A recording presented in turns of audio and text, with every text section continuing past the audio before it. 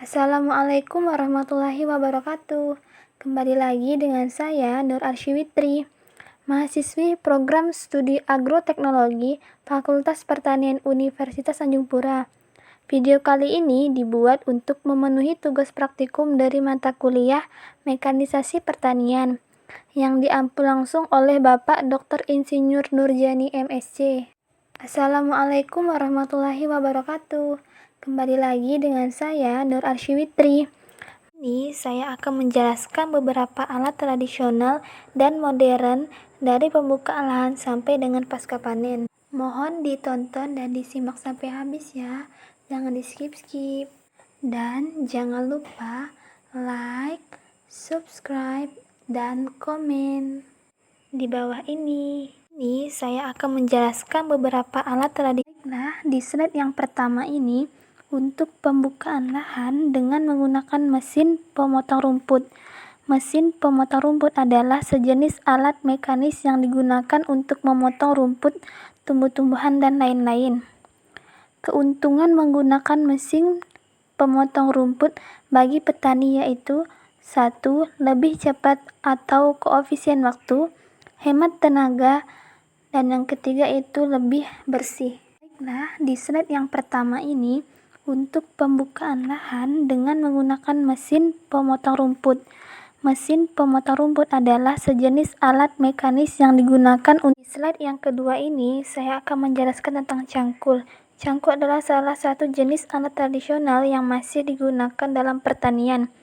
Cangkul digunakan untuk menggali atau membolak-balikkan tanah, membersihkan tanah dari rumput, ataupun untuk meratakan tanah. Di slide yang kedua ini, saya akan menjelaskan tentang cangkul. Cangkul adalah salah satu jenis alat tradisional. Ketiga dapat kita lihat yaitu gambar traktor. Traktor adalah kendaraan yang masih didesain secara spesifik untuk keperluan transaksi tinggi pada kecepatan rendah atau untuk menarik trailer.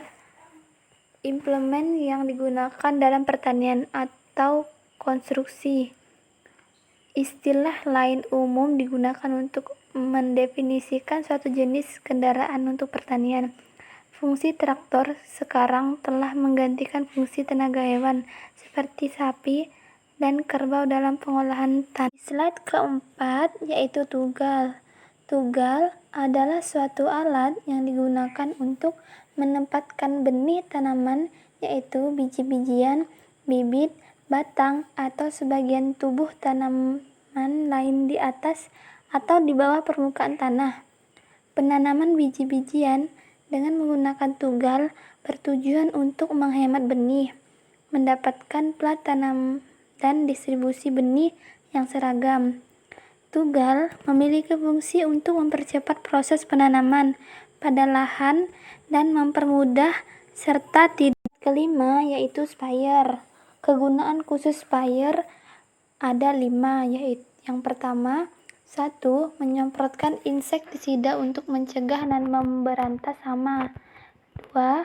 Menyemprotkan fungisida untuk mencegah dan memberantas penyakit.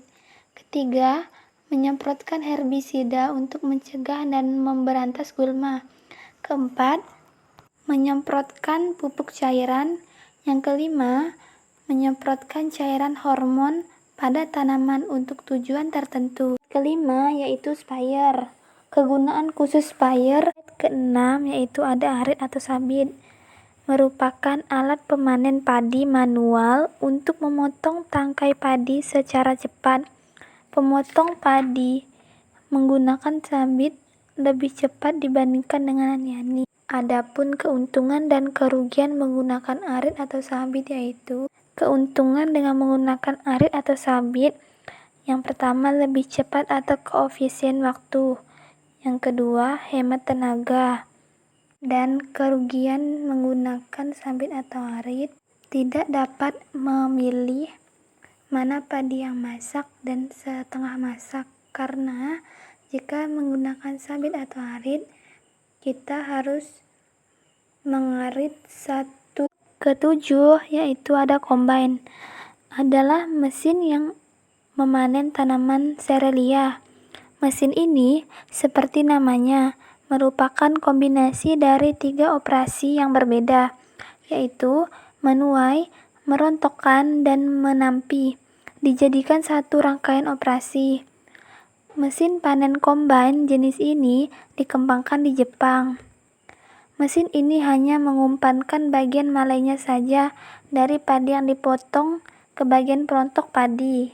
Gabah hasil perontokan dapat ditampung pada karung atau tangki penampungan. Slide 8 yaitu ada perontok padi. Perontok padi ini merupakan tahap penanganan pasca panen setelah pemotongan, penumpukan, dan pengumpalan padi. Perontokan padi digunakan untuk mempermudah pemisahan antara tangkai padi dan bulir padi. Pada saat dirontok, bulir padi terpisah dari tangkainya. Harus diangin-anginkan kembali untuk memisahkan antara bulir padi yang terisi dan bulir padi yang hampa tanpa isi. Setelah itu baru bisa dijemur. Dan terakhir, ke-9 yaitu terakhir, ada penggilingan padi. Digunakan untuk mempermudah proses pemisahan bulir beras dari kulitnya, dengan tetap mempertahankan pendemen dan mutu beras dan meminimalisir kehilangan hasil yang sering terjadi pada penggilingan atau pemisahan bulir beras pada kulitnya, yang dilakukan secara manual. Untuk itu, mesin penggiling padi sangat penting untuk proses pembentukan beras yang berkualitas. Ke-9 yaitu terakhir, ada penggilingan padi. Digunakan untuk mempermudah proses pemisahan bulir beras